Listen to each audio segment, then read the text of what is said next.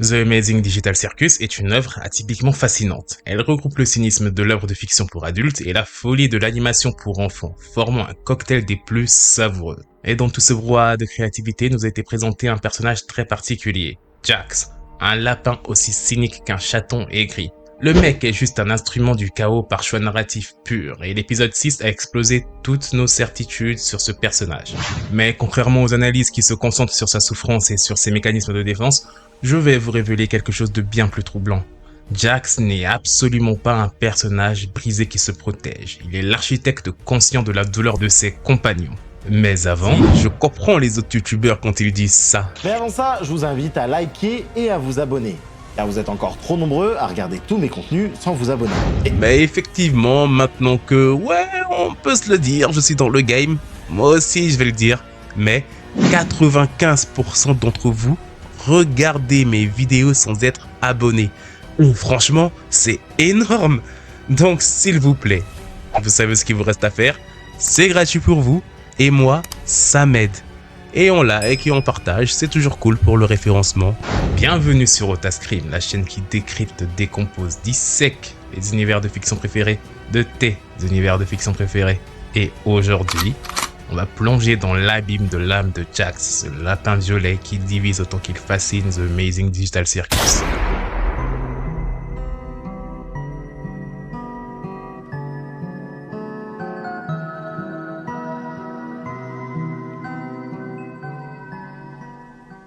Ok, rentrons dans le vif du sujet.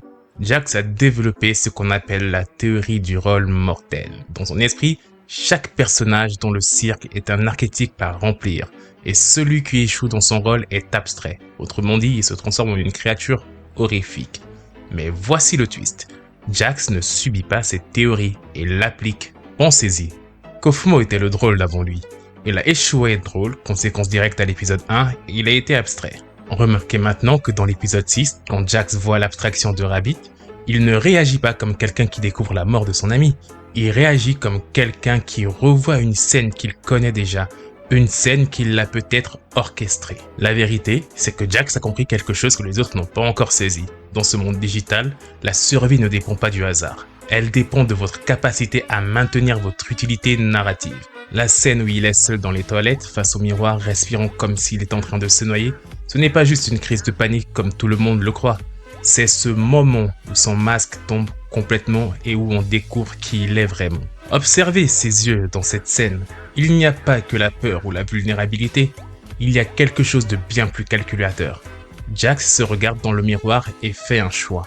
Le choix de continuer à être celui qu'il est devenu. Mais qu'est-il devenu exactement, Aramis, me demanderas-tu?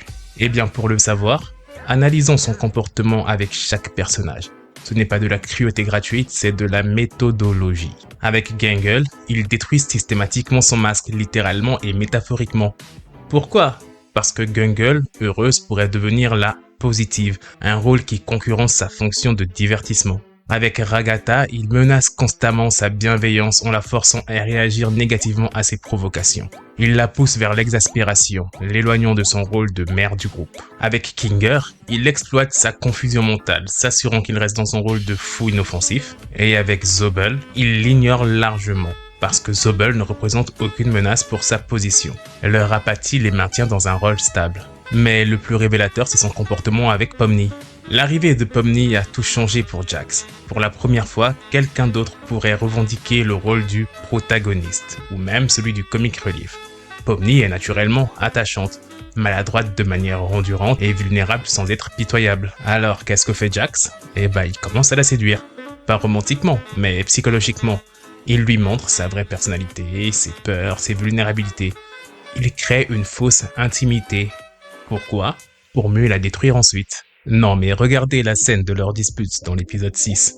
Jax ne dit pas juste des méchancetés par hasard. Chaque mot est calculé pour briser quelque chose de spécifique chez Pomni.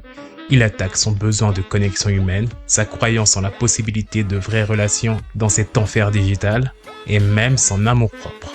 Jax est l'illustration parfaite des personnages psychotiques chaotiques, élément qu'on a abordé dans ma vidéo sur les psychopathes que tu pourrais retrouver dans le lien qui s'affiche en haut à droite de ton écran. Va la voir cette vidéo pour bien comprendre de quoi je parle, elle vaut vraiment le coup. Et donc voici ce qui rend Jax réellement fascinant, c'est qu'il ne fait pas ce sadisme par hasard pur. Il crée un système équilibré de la terreur émotionnelle qui maintient tout le monde dans son état de stabilité névrotique. Non mais regardez, depuis combien de temps personne n'a abstrait dans leur groupe? Coïncidence? Non, Jax a trouvé la formule parfaite. Il maintient chacun dans un état de stress contrôlé, assez pour les empêcher de sombrer dans l'apathie totale qui mène à l'abstraction, mais pas suffisamment assez pour qu'ils craquent complètement. Il est le stress nécessaire de leur système immunitaire psychologique. Mais cette approche a un coût et ce coût c'est sa propre humanité. La tragédie de Jax ce n'est pas d'être devenu prisonnier de son propre système. Il ne peut plus arrêter d'être le méchant parce que s'il l'arrête, tout l'équilibre qu'il a créé s'effondre. Et si l'équilibre s'effondre, c'est tout le monde qui risque l'abstraction. Y compris lui. Cette scène dans les toilettes, c'est le moment où il réalise que Pomni commence à avoir à travers son masque. Et ça, c'est existentiellement terrifiant pour lui. Parce que si Pomni comprend ce qu'il est en train de faire vraiment, elle pourrait exposer son système, elle pourrait briser l'équilibre qu'il maintient si rigoureusement depuis des années.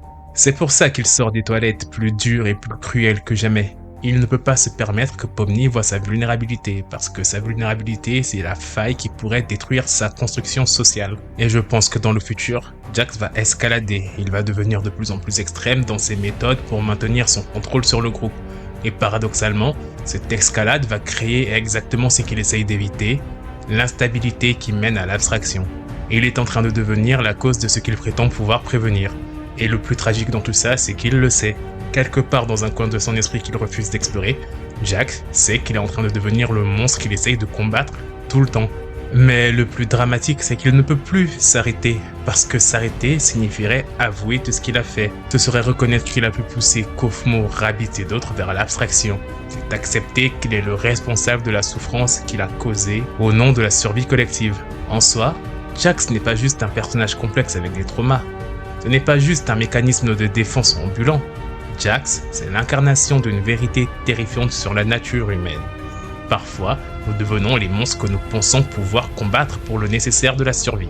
Et dites-moi, ça ne vous semble pas un peu familier avec notre système social actuel? Il a construit un système social basé sur la manipulation émotionnelle, comme nous, la peur contrôlée et l'isolement stratégique, tout comme ce qui se passe en ce moment avec nos propres sociétés. Il maintient son entourage donc de population dans un état de dépendance toxique où seul lui détient les clés de l'équilibre psychologique du groupe, littéralement comme ceux que peuvent faire certains de nos gouvernements.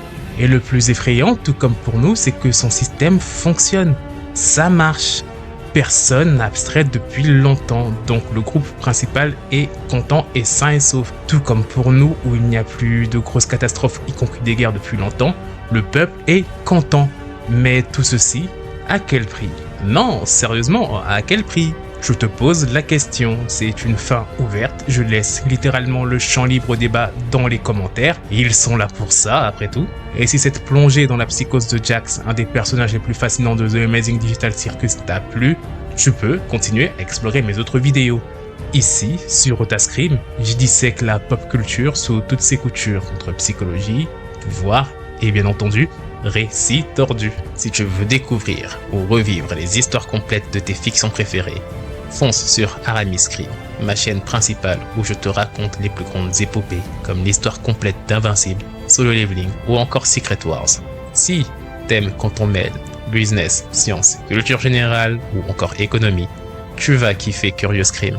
J'y parle de sujets comme pourquoi la baisse de la natalité mondiale ou encore l'impact culturel de la K-pop mondiale ou même la chute de McDo ou comment l'école t'a servi. Et si tu veux juste chiller, viens faire un tour sur ma chaîne de gaming, Gaming Scream, où il y aura du League of Legends ou de l'Albion Online et quelques petites pépites bien placées. Pense aussi à me suivre sur TikTok, Instagram et bientôt Twitch. Tous les liens sont dans la description de cette vidéo ou sur la page d'accueil de ma chaîne. Dis-moi ce que t'as pensé de cette vidéo dans les commentaires. Je les lis tous et j'y réponds à tous car je suis ouvert au débat. Et si t'as kiffé, like, abonne-toi et surtout partage. C'est toujours bon pour le référencement. Et nous, on se retrouve à la prochaine vidéo.